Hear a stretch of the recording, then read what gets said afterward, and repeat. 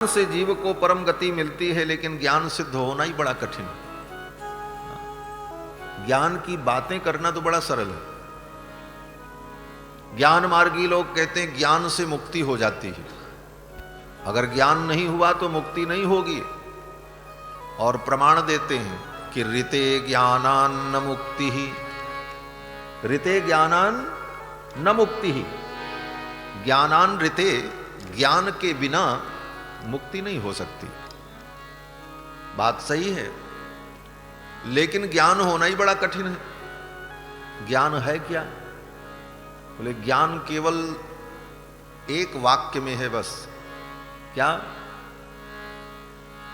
बोले भगवान ही सत्य है, बाकी सब असत्य है। इतना ही तो ज्ञान है। मैं केवल सूत्र बता रहा हूं आपको, सब समझना अपने हिसाब से। सारे सूत्र पकड़े रहोगे तो सारी बातें अपने आप समझ में आएंगी।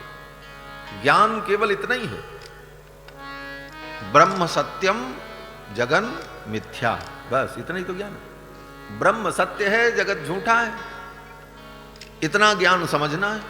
और इतना ज्ञान किसको नहीं मालूम है? हमको, आपको सब जानते हैं। सब लोग दिन भर बोलते रहते हैं जगत झूठा है, ब्रह्मा भगवान ही सही है, सत्य है। मरते समय भी यही कहते हैं राम नाम सत्य है, भगवान ही सत्य है, बाकी सब असत्य है। ज्ञान तो केवल इतना ही है, भगवान सत्य है, बाकी सब कुछ असत्य है। लेकिन ये ज्ञान वाचिक है, वाणी से निकलता है और कान से हम सुन लेते हैं। तो इस ज्ञान से मुक्ति नहीं मिलेगी जो हम वाणी से कह रहे हैं और कान से सुन ले रहे हैं। ये ज्ञान जब एकदम दिमाग में बैठ जाए और हृदय में दृढ़ हो जाए और संसार में कहीं भी हमारी आसक्ति न रह जाए, हमारी दृष्टि में सोना और मिट्टी बराबर हो जाए। क्यों? बोले जब जगत झूठा है, जब जगत झूठा है, ब्रह्म सत्यम भगवान को छोड़ करके जगत झूठा है, तो फिर सोना और मिट्टी में अंतर क्या है? सोना भी झूठा, मिट्टी भी झूठी, कोई मतलब नहीं ना। सोना न मिट्टी सब बराबर। लेकिन ये व्यवहार नहीं हो पाता।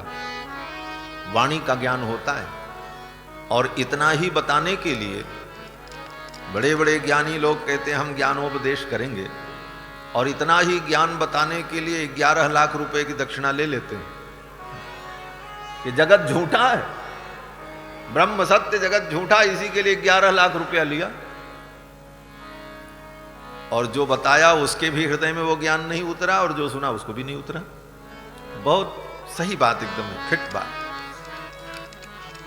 तो ज्ञान केवल वाचिक हो, वाणी में हो, तो उस ज्ञान से कल्याण नहीं होता।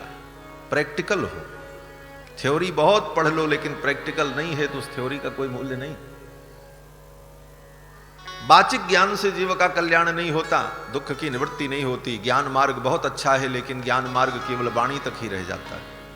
और ज्ञान मार्ग की दूसरी समस्या क्या है? बोले ज्ञानियों को ज्ञान मार्ग में अभिमान आने का बड़ा डर रहता है।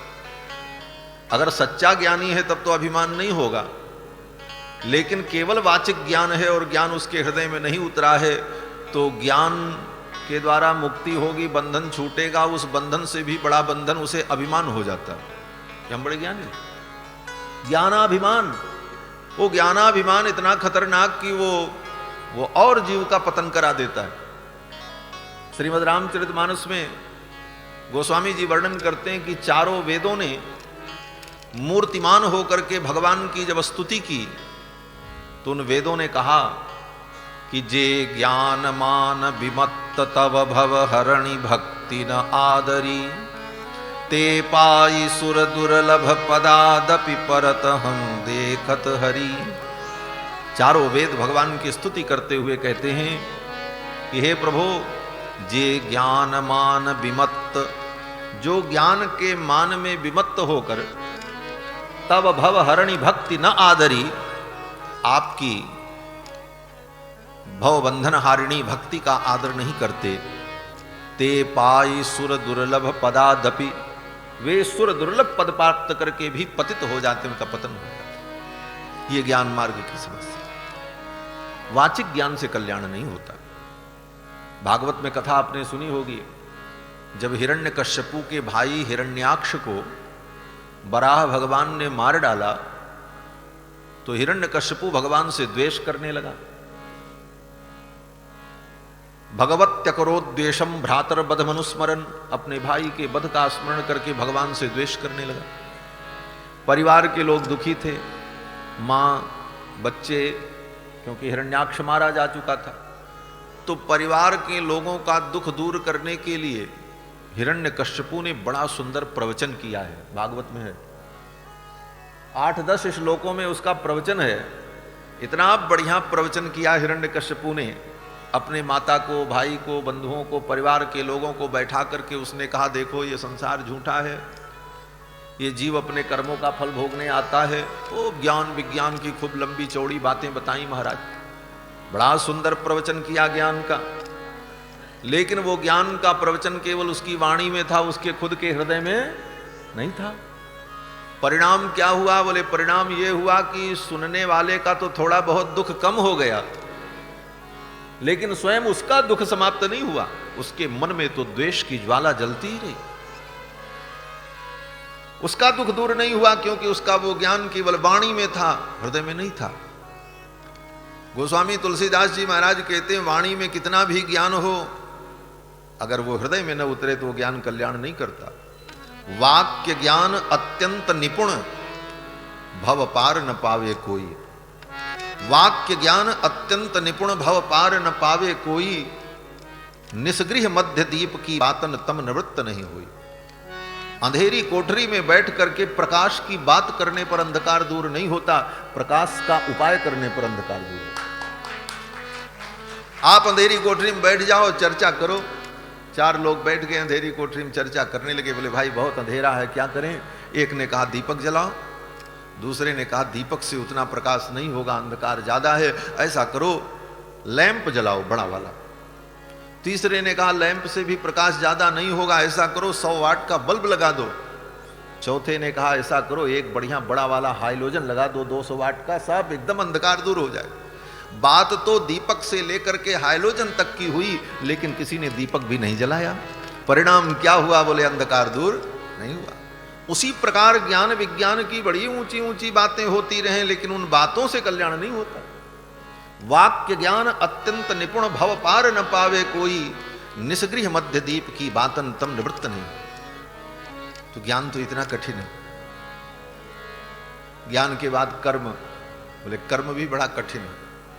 कर्म के विषय में तो कहते हैं किम कर्मेति कवयोप्यत्र मोहिताः। क्या कर्म है, क्या अकर्म है, क्या विकर्म है, क्या सुकर्म है, इसको समझना और समझाना कितना कठिन है। कवयोप्यत्र मोहिताः, बड़े बड़े कवि, कवि माने विद्वान, बड़े बड़े विद्वान भी कर्म की गति में मोहित हो जाते हैं। एक तरफ तो लिखा है काहु न को सुख दुख कर दाता, निजकृत कर्म भोग सब भ्राता। अपने अपने कर्मों का फल व्यक्ति भोगता है। कुछ अंश में ये बात एकदम सही समझ में आती है, लेकिन आगे तर्क करो तो फिर दिमाग उड़ जाता है हमारा। जैसे लिखा तो यही है कि अपने कर्म का फल जीव को मिलता है। एक बकरी है, उस बकरी को कोई कसाई काट रहा है, तो आप क्या कहोगे?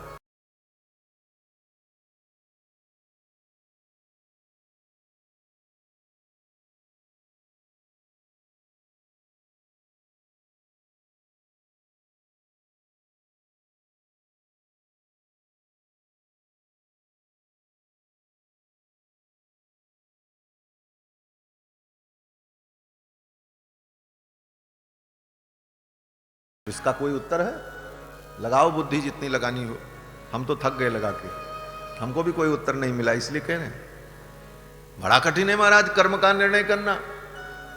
एक व्यक्ति को मार रहा है, निर्णय करना बड़ा कठिन है। मार खाने वाला अपने कर्म का फल भोग रहा है कि मारने वाला नया पाप कर रहा है, नया कर्म कर रहा है, कैसे तय करोगे? बुद्धि चकरा जाएगी महाराज। किम कर्मेति कवयोप्यत्र मोहिताः।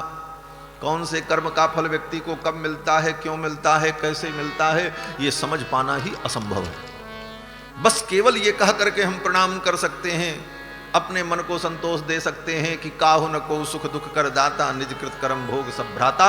ये मात्र अपने संतोष के लिए, निर्णय नहीं कर पाओगे।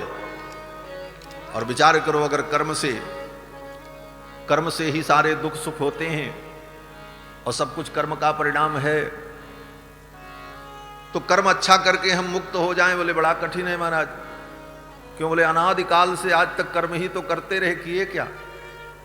और ये मनुष्य की फैक्ट्री जो है, ये शरीर क्या है? बोले शरीर ऐसी फैक्ट्री है कि इसमें दो चीज का प्रोटेक्शन होता है, एक पाप एक पुण्य, तीसरा काम होता ही नहीं। इस शरीर रूपी फैक्ट्री में दो चीज का उत्पादन होता है, एक पाप एक पुण्य। तीसरा कुछ उत्पादन होता हो तो हमको बताना। कुछ नहीं, जो भी करोगे या तो पाप करोगे तो पुण्य करोगे। इस शरीर से दो ही काम होते हैं, पाप और पुण्य। और अनंत अनंत जन्मों से पता नहीं कितने जन्म बीत गए होंगे। ये सृष्टि अनादिकाल से है, तब से जीवात्मा पाप पुण्य कर रहा है। और किस पाप का फल कब भोग रहा है, किस पुण्य का फल कब मिल रहा है, और पाप पुण्य करने की जो प्रेरणा मिल रही है, वो प्रेरणा किन किन कर्मों के परिणाम से मिल रही है, ये सब समझ पाना असंभव, इम्पॉसिबल, असंभव। तो अब इन कर्मों से हम कब छुटकारा पाएंगे? इन कर्मों से हमें मुक्ति कब मिलेगी? और कुछ ना कुछ तो करेंगे ही।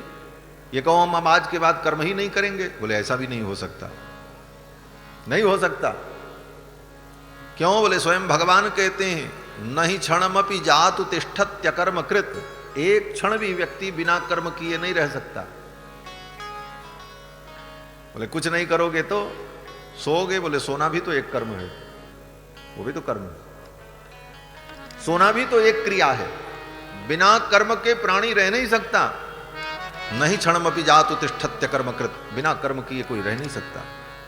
तो कर्म किए बिना रह नहीं सकते, और कर्मों का फल भोगना ही पड़ेगा। अवश्यमेव भोक्तव्यम कृतम कर्म शुभाशुभम। और कर्म तो हम करेंगे, लेकिन कर्म का फल हमारे हिसाब से नहीं मिलेगा। यह भी एक समस्या, बड़ी भारी विडंबना है। क्यों? बोले भगवान कहते हैं, कर्मण्येवाधिकारस्ते मा फलेषु कदाचन। कर्म तो तुम करो, लेकिन फल तुमको कब मिलेगा, कैसे मिलेगा, कहां मिलेगा, ये तुम्हारे हाथ में नहीं, ये मेरे हाथ में। अब इस कर्म से, झंझट से कहां छुट्टी मिलने वाली? असंभव है। इस कर्म को हम ठीक कर लें और हमारे सारे कर्म व्यवस्थित हो जाएं, हम कर्म से मुक्ति प्राप्त कर लें, बोले ये भी बहुत कठिन, असंभव। तब तो कहते हैं भक्ति से मुक्ति मिल जाएगी। ज्ञान कर्म भक्ति। बोले भक्ति से मुक्ति तो मिलेगी, लेकिन भक्ति भी बड़ी कठिन। भक्ति क्या है? कहते हैं भक्ति का मतलब है निरंतर भगवान का स्मरण, अहरनिश भगवान का स्मरण करना, यह भक्ति है। अब उसमें भी दो भेद है, एक तो प्रेम पूर्वक स्मरण और एक किसी भी प्रकार से स्मरण। कुछ आचार्यों ने भगवान के स्मरण को ही भक्ति माना, तो ऐसी स्थिति में जो राक्षस हैं, जो असुर हैं, वो भी भगवान का स्मरण करते हैं, तो वो भी भक्त ही है। इसीलिए भगवान ने कहा, बैर भाव सुमिरत मोहि निश्चर। बैर भाव से निश्चर भी मेरा सुमिरन करते, तो स्मरण भक्ति। लेकिन कुछ आचार्य कहते हैं कि नहीं नहीं, अन्याभिलाषिता शून्यम ज्ञान कर्माद्यनावृतम आनुकूल्येन कृष्णानुशीलनम भक्ति रुच्यते। भक्ति क्या है? बोले ज्ञान कर्म से रहित, ज्ञान कर्म से अनावृत, अनुकूलता पूर्वक, प्रेम पूर्वक भगवान का स्मरण जो है वो भक्ति है। और ये भक्ति कितनी हो? बोले निरंतर भगवान का स्मरण चले। आज से आप भक्ति शुरू करो तो ये स्मरण कभी समाप्त न हो। कब तक चले? बोले जब तक तुम्हारा मरण न हो जाए, तब तक स्मरण भगवान का होता रहे। ये भक्ति। जब तक मरण न हो तब तक भगवान का स्मरण चलता रहे। वो भी कैसा? बोले अखंड, बीच में खंडित न हो। किस प्रकार से? बोले तैल धारावद अविच्छिन्न स्मृति संतान। जैसे तेल को आप पीपा लेकर, सरसों के तेल का पीपा लेकर के दूसरे पात्र में तेल को जब गिराते हो, तो तेल की जो धारा गिरती है वो अखंड होती, कहीं खंड नहीं होती, कट नहीं होती। कहते हैं तैल धारावद अविच्छिन्न, जैसे तेल की धारा अविच्छिन्न है, कहीं कटी नहीं है, उसमें कहीं छिद्र नहीं है। तैल धारावद अविच्छिन्न स्मृति संतान, स्मरण की संततता, निरंतरता, स्मरण निरंतर चलता रहे तेल की धारा के समान अखंड। कब तक? बोले जब तक मरण न हो जाए। ये भक्ति है। सरल है बताना। भक्ति निरंतर भगवान का स्मरण करना, और कहीं बीच में चूक गए, जीवन भर आपने भगवान का स्मरण किया और मरते समय भगवान का स्मरण नहीं हो गया, धोखा हुआ, तो सब स्मरण धरा रह जाएगा। मरते समय जिसका स्मरण करोगे अगले जन्म में वही बनना पड़ेगा, मुक्ति नहीं मिलेगी।